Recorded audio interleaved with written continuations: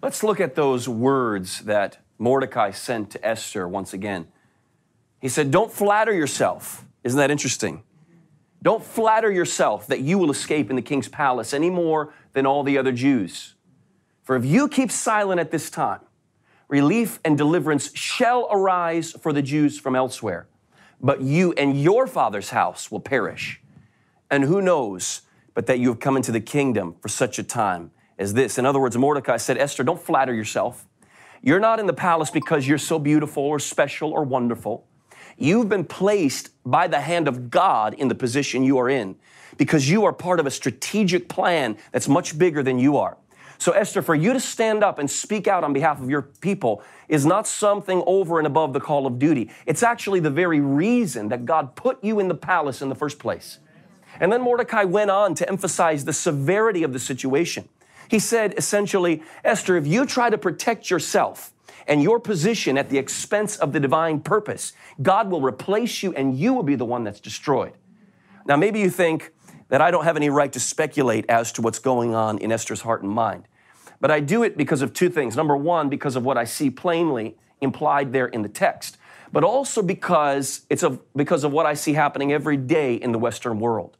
Our comforts and conveniences have often made us complacent and indifferent to a dying world. We're often afraid to do anything that might disturb our pampered, cozy little lives. One man told me, he said, I can't talk about Jesus at work because if I do, I'll lose my job. I've heard others say that there are two topics they won't discuss at work, politics and religion. But my friend, the gospel is not some side issue. Have you ever thought that maybe the very reason you have that job in the first place is because you are a strategic part of a divine purpose? God put you there. God gave you your job, and He gave it to you for a reason. My friend, if you're not willing to be a witness in your workplace, don't be surprised if God takes that job from you and gives it to somebody else who isn't ashamed of the gospel. You know, I've seen people drop hundreds of dollars at restaurants or at football games or on unnecessary luxuries at the mall. Ladies, another pair of shoes, another purse. But when the offering plate goes around in church, they immediately begin to complain. All they ever do in this church is ask for money, they say. And then if they do drop a couple measly dollars into the plate, they feel like they've been very generous. But my friend, the money in our bank accounts is not ours. It all belongs to God in the first place. He is not only the source of all our provision, but He's also the one who has given us the very ability to create the wealth that we have.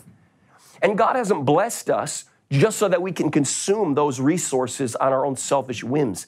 He's blessed us so that we can be a blessing. That's the reason that you have those resources in the first place.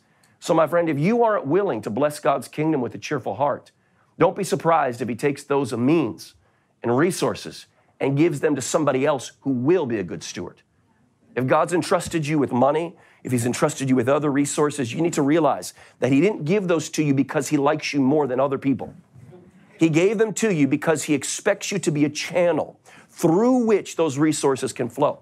Yes, it's true that when water flows through a pipe, the pipe also gets wet. And when God's blessings flow through you, you will also be blessed personally. But don't make the mistake of thinking that you're being blessed because you're so special or wonderful or intelligent or talented. Think about what Mordokaj said to Esther. Don't flatter yourself. You're not any better than the poorest beggar in the lowliest gutter. God hasn't blessed you because He loves you more than others. He's blessed you for a purpose, and your fulfilling of that purpose is not a side issue. It's the very reason that He gave you those blessings in the first place. If you won't do what God's called you to do, He'll find somebody else who will do it with joy.